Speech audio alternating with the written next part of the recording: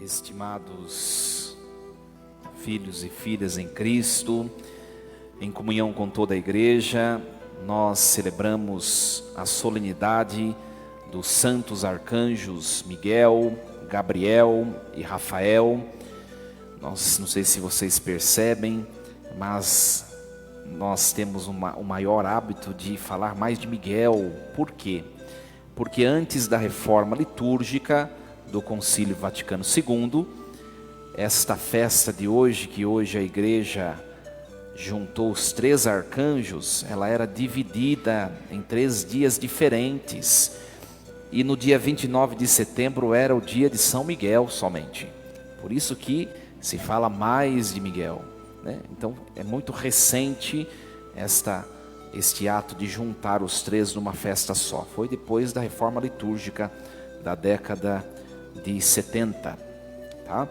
O dia de São Gabriel, na liturgia antiga, era um dia antes da Anunciação à Virgem Maria. Que dia é o dia da Anunciação? 25 de março. São Gabriel era 24 de março. E São Rafael era 24 de outubro, o dia dele. A igreja juntou os 3 num dia só. E como nós estamos a celebrar, tá? É por isso que nós precisamos entender o porquê, né, que se fala tanto de São Miguel. Ora, a quaresma de São Miguel, quem aqui fez a quaresma? Ergue a mão. Olha quanta gente, que bênção. Quem deu início a essa devoção tão forte foi São Francisco de Assis. Por isso que São Francisco, ele 40 dias antes do dia de São Miguel, que era o dia de São Miguel somente naquela época, tá? Ele faz essa campanha, esta oração fortíssima, que depois nós fomos chamá-la de quaresma, tá bom? Nós ouvimos muitas críticas, né? Porque esse nome não é muito bom, porque tem a quaresma litúrgica. Tá bom, quer mudar o nome, muda, a oração é a mesma, né? E tem muita gente que critica essa, vamos chamar assim de campanha ou de devoção, né? Olha, eu prefiro ficar com São Francisco de Assis do que com aquela pessoa que critica, né? Não sei vocês, né?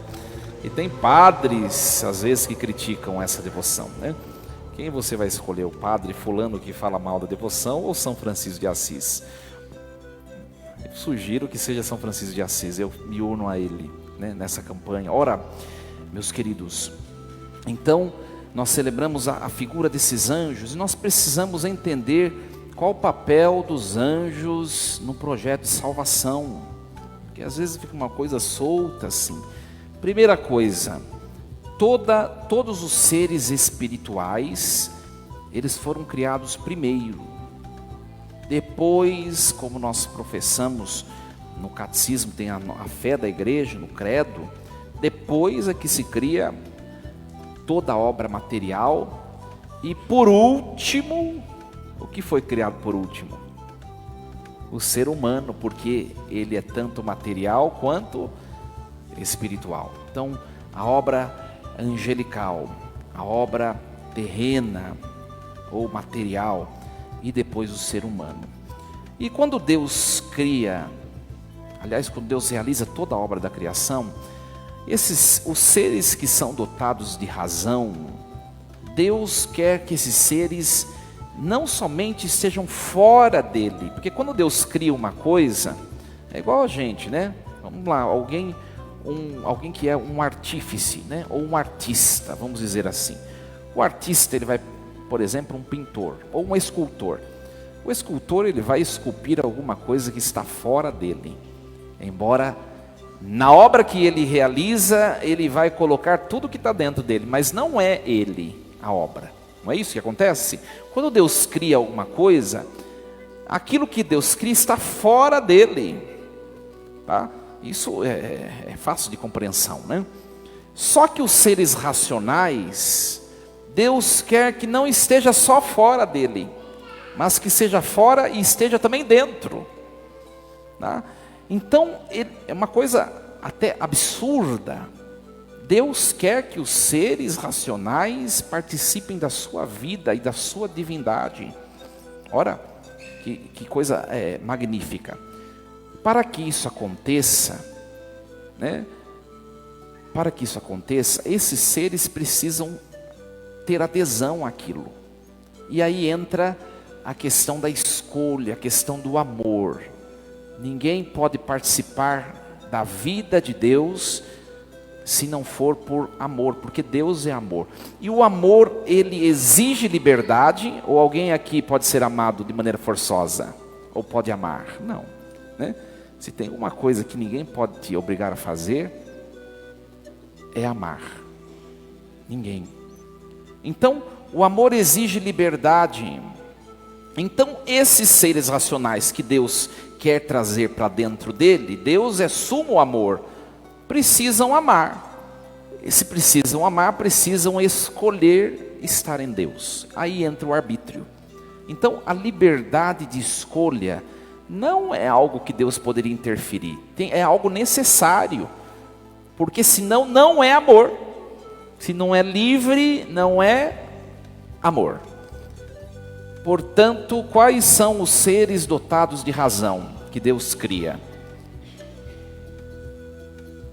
Os anjos e o ser humano. Qual Deus criou primeiro? Os anjos.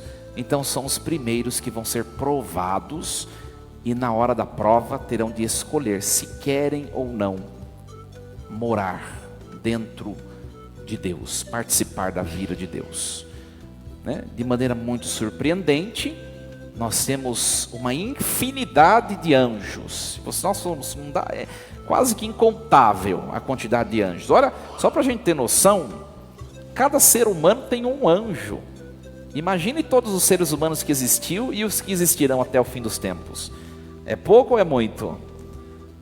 E esses anjos, que nós chamamos anjos da guarda, é um coro dentre 9. É muito ou não é, anjos? Muito, mais do que a gente imagina. Imagine essa infinidade de anjos. Imagine que dividida em 3 partes, essa infinidade de anjos. Essa terça parte não escolheu morar em Deus. Portanto, né, no ato da prova, que foi o ato da escolha, eles foram expulsos. Na verdade, não foram expulsos. Eles se expulsaram a si próprios. Esses anjos, a terça parte, né, uma parte de 3, é muito anjo, não é? Se chamam demônios. É pouco ou é bastante demônios? Portanto, fique esperto, viu? Não é muito não, deve ter um demônio para cada um, acho. Ai, padre, que horror! Muitos anjos decaídos. Muitos anjos decaídos. Então a gente tem que entender um pouquinho isso, tá? Quando a gente fala anjo, na verdade a gente já não está falando o que ele é, né? Tudo isso que o padre está falando, onde está? Você tem que, se você quiser ler, é um texto bastante difícil, tá? É uma linguagem escolástica. Santo Tomás de Aquino, na Suma Teológica, né? Uma parte se chama angelologia, e Santo Tomás ele vai destrinchar toda esse estudo dos anjos. Tem coisa que é doutrina na igreja, tem coisa que é só especulação teológica, tá? Então, você quer saber um pouco mais, você leia Santo Tomás de Aquino, tá? É um texto difícil de ler, mais uma vez, porque é um texto medieval, mas se esforça que você consegue, né? Claro que é muito mais fácil do que ler, né, imagem do Instagram, né? Não é tão fácil quanto, mas você consegue. Muito bem. E o que acontece, né? Anjos já diz respeito ao ofício e não ao que ele é. Como que é, se eu quiser descrever o que é, por exemplo, São Gabriel. São Gabriel é um ser espiritual. Essa é a característica dele. Anjo já diz respeito da sua função. Anjo é a função dele, que ele é mensageiro, todos o são, tá? Porque senão a gente confunde a palavra anjo com a categoria, com o que ele é. Não, anjo não é o que ele é, anjo é o que ele faz. O que ele é um ser espiritual, tá? Porque depois de decaídos, aqueles anjos que não escolheram a Deus, eles já não são mais anjos, eles são demônios. Mas eles continuam sendo o que ele é, seres espirituais. Então os seres espirituais ou eles são anjos, 2/3, ou eles são demônios, 1/3. Deu para entender, né? E aí, São Tomás de Aquino, ele vai dividir essa infinidade de anjos em 3 hierarquias, tá? Cada hierarquia tem 3 coros. A primeira hierarquia, chamada hierarquia suprema ou maior, tem 3 coros. A segunda também tem 3 coros, que é a hierarquia média. E a primeira também tem 3 coros, que é a hierarquia inferior. Tá? Isso é importante entender. Qual que é a primeira suprema, a maior? Os serafins, os querubins e os tronos. A segunda hierarquia, a hierarquia média, as dominações, as potestades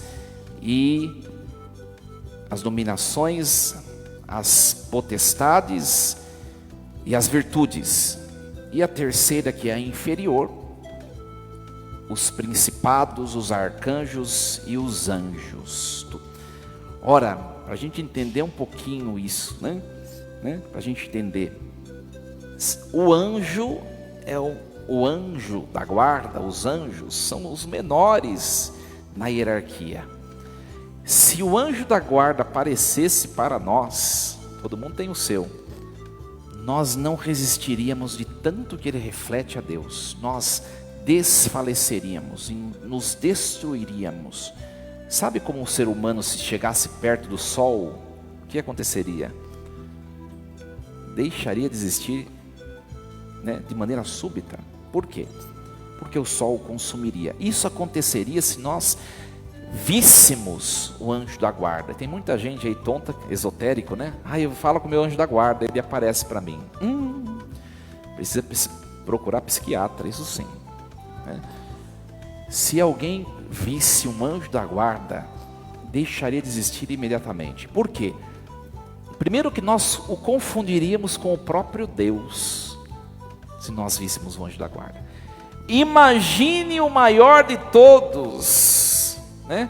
Se a gente pegar antes da queda, qual é o maior de todos os seres espirituais?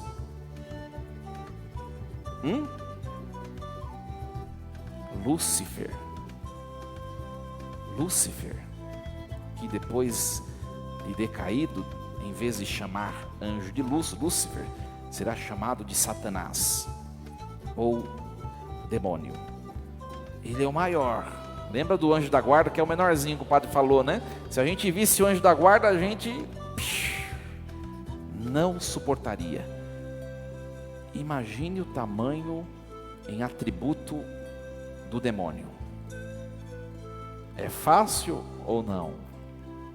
Não é fácil. Por que o padre está falando tudo isso, né? Não é aula de angelologia, não é. Mas para a gente começar a compreender o quão é perigosa a batalha que nós assim enfrentamos na nossa vida, né? Hoje cedo eu falava, você na sua vida pessoal pode até não ter inimigos, embora eu duvide muito, que você é tão chato, deve ter gente que não gosta de você, né? Mas pode até você não ter inimigos, mas na verdade você tem, e não é qualquer inimigo. Você tem como inimigo supremo o maior ser espiritual de todos, que é o diabo. Precisa ou não se revestir de Deus? Precisa, porque nós somos muito pequenos. Minha gente, o Salmo 8 nos diz assim: o homem de todas as criaturas é a menor. E a gente, querendo ou não, a gente entra num combate espiritual com o maior de todos. Por isso a necessidade de nós estarmos em Deus. O padre sempre tem falado, os sacramentos da igreja, né? A vida de oração. Não leve uma vida de oração relaxada. A gente já estando em oração, a gente já tem tantas fragilidades, tantas coisas. Leve uma vida espiritual a sério. Porque o seu vizinho, sua vizinha, pode não gostar muito de você, mas ele não deseja o inferno para você. E o diabo deseja. Meus queridos, o diabo, Satanás, ele quer destruir a Deus, mas ele é muito inteligente. Lembra que é o maior? Ele sabe que ele não pode ir com Deus. É por isso que ele, lançado na terra, decaído da glória, ele quer atacar aquilo que Deus mais ama. Quem é? Eu e você. Então fique esperto. Fique esperto, né? A gente tem que ter olhos de sabedorias e perceber algumas situações da nossa vida que vão acontecendo. A gente tem que perceber e olhar com olhos de sabedoria e perceber que não são somente condicionamentos materiais ou consequência de coisas que nós esperamos nesse mundo. Muitas das coisas que acontecem são ímpetos espirituais. Por isso a gente tem que prestar bem atenção. Se percebe alguma coisa que não está indo bem, reza. Eu sempre falei nessa quaresma o tempo todo, né? As coisas começam a complicar, por exemplo, dentro de casa, no seu trabalho, enfim. Pega o seu crucifixo, reza, né? Pega os sacramentais da igreja, água benta, o sal abençoado, exorcizado, faça aspersão. A turma de casa não gosta, tá bom, espera todo mundo sair e faz. O que o olho não enxerga, o coração não sente. Faz, porque a luta não é fácil. E a gente às vezes quer enfrentar essa luta desigual sozinho. Você é um fracassado se você fizer isso. Por isso que eu preciso da igreja. Ou você na sua casa consegue consagrar o Santíssimo Sacramento? Não. Eu preciso da igreja por quê? Porque eu preciso de alguma coisa que me torne maior do que aquilo que é o meu inimigo. Por isso que eu preciso ser eucarístico, né? Hora ou outra sempre se aproxima da igreja pessoas que dizem-se, por exemplo, afetadas diretamente pelo demônio. Sabe aquelas pessoas, ai padre, eu estou vendo coisa em casa, ou aconteceu tal coisa, e não sei o que, e procura a igreja. A primeira coisa que o padre faz é levar a pessoa diante da capela do Santíssimo Sacramento. Se for o diabo, a pessoa vai sair correndo. Se a pessoa pôs lá e olhou para Jesus e fala, não é Jesus não. Ou é questão espiritual, a pessoa precisa se confessar, a pessoa precisa ser mais de Deus, a questão do pecado, ou é problema psiquiátrico. Porque o diabo não entra na capela. Não entra. Ora, então, é muito importante a gente compreender essa hierarquia para a gente enxergar o quanto pequeno nós somos. E tem muita gente que se achando, ora, a luta é desigual. Meus queridos, o que os demônios querem, liderado pelo diabo? Eles querem atingir a Deus. Eles querem colocar quanto mais seres humanos possível no inferno. Por isso, é uma questão séria, né?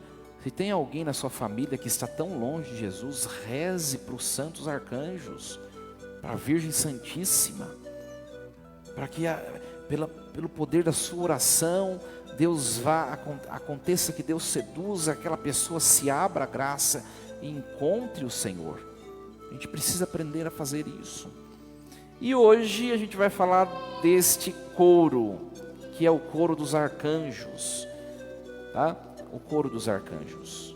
Ora, nós percebemos que um anjo que é menor acabou vencendo a batalha. Em atributo, Miguel, ele é menor do que Lúcifer. E o que faz com que Miguel, naquele momento da batalha, às vezes a gente ouve esse texto do Apocalipse, né? Que é muito bonito. Olha só o que diz o texto do Apocalipse. Houve uma batalha no céu. Miguel e seus anjos guerrearam contra o dragão. Nós somos seres materiais e espirituais, então nós não conseguimos intuir nada que não seja material.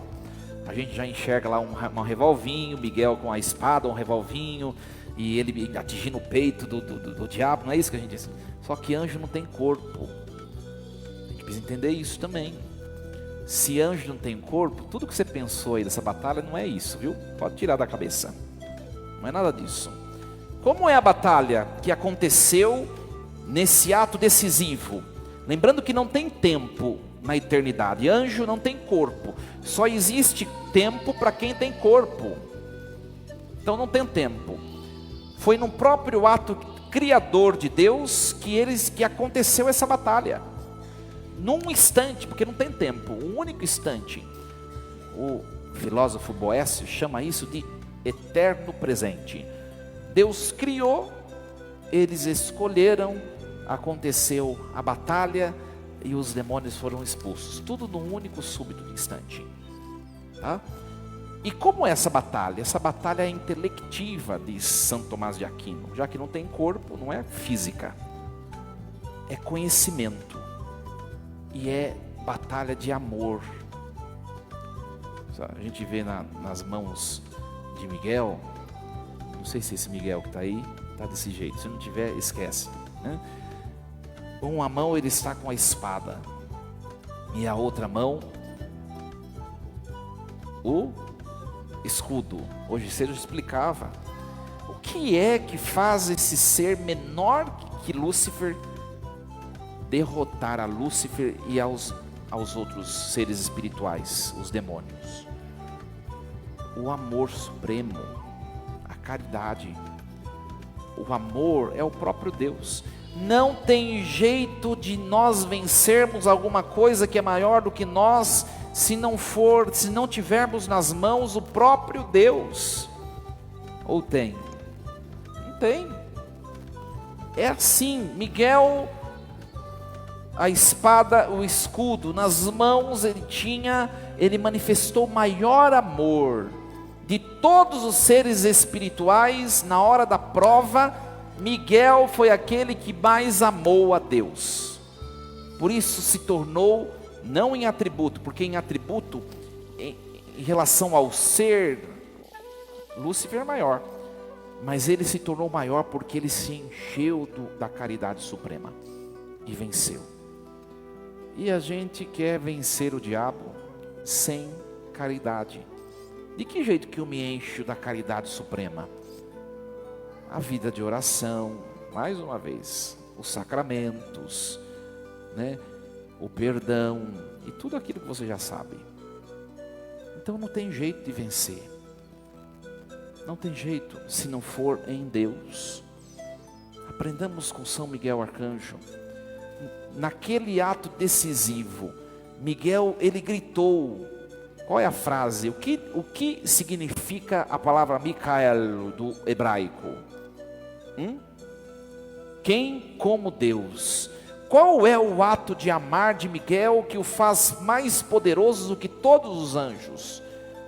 Ele reconhece a majestade de Deus, ou seja, ele ama.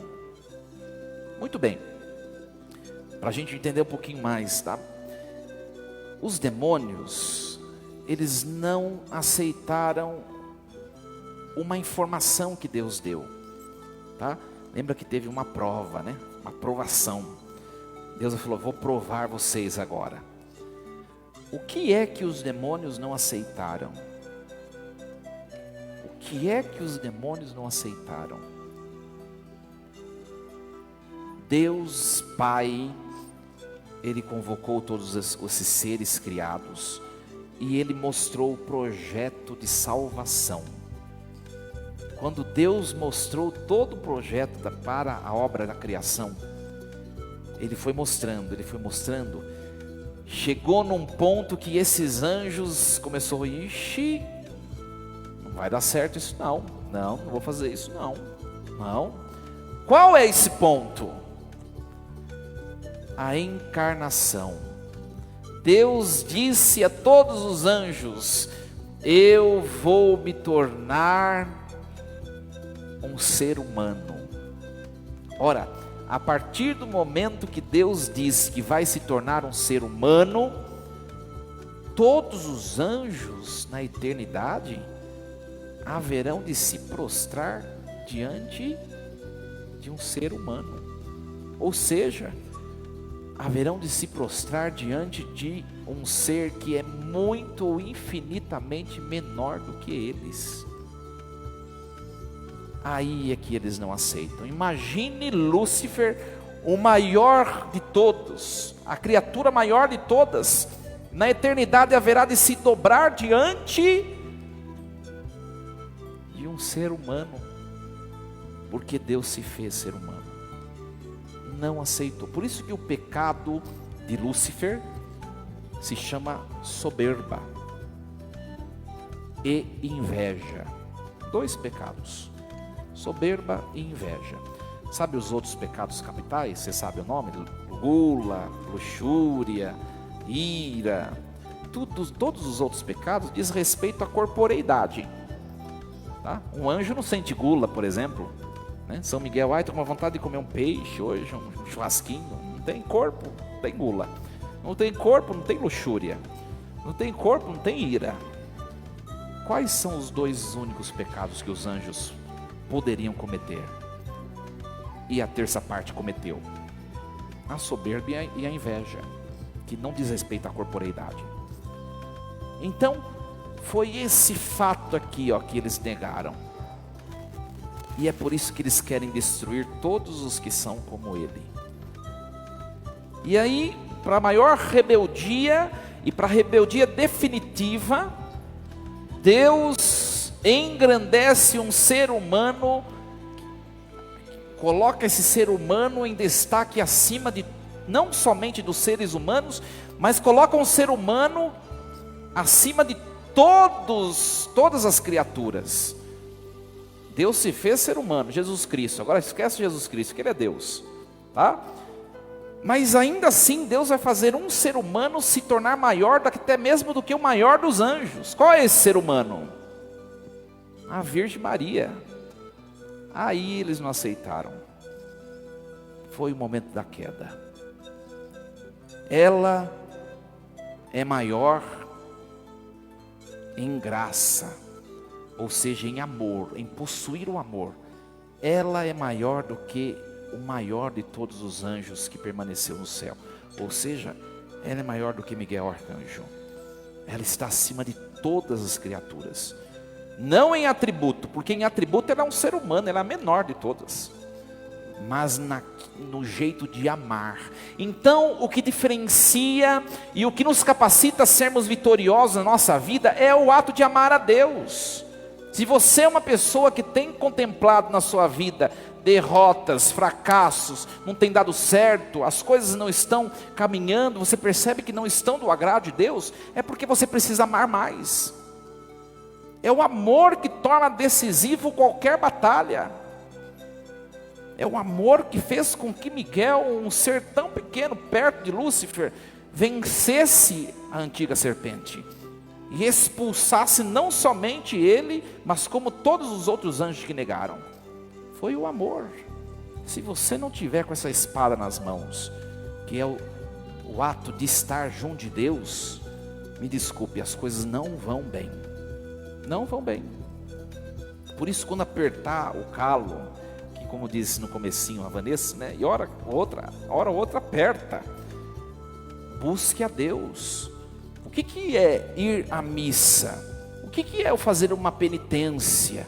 O que é eu fazer uma quaresma de São Miguel, acordar todos os dias às 4 da manhã com um frei, ou às 6 da manhã, ou sei lá que horário? Para que isso? Porque isso vai me ajudar a amar mais a Deus e a me desvincular mais de mim mesmo. O importante não é o que você faz, mas é que você ame a Deus. Quando as coisas ficarem difíceis, busque a Deus e peça ao Senhor: Senhor, me encha deste poder que se chama caridade suprema. Vence tudo, vence tudo.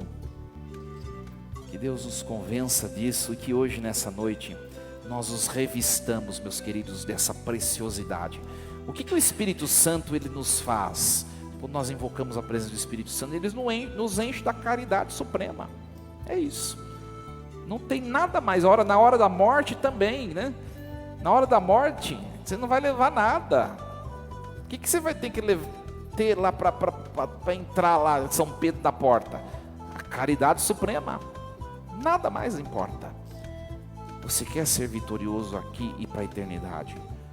Se una a Deus e se encha do poder de Deus. Isso é ter o escudo na mão. O amor que golpeia e vence, tá? Que é a espada. O escudo, o amor que nos protege. Esteja em Deus. E para terminar a homilia, é a pergunta a partir disso, né? Você tem estado em Deus? Olha todos os acontecimentos da sua vida. Todos os acontecimentos. Tem coisas que tem te desviado, né? Te tirado a paz, né? Pois é. Que você possa hoje, diante de Deus, falar: Senhor, eu preciso mais de vós. Assim seja. Amém. Um instante de silêncio, coloquemos essa palavra no nosso coração.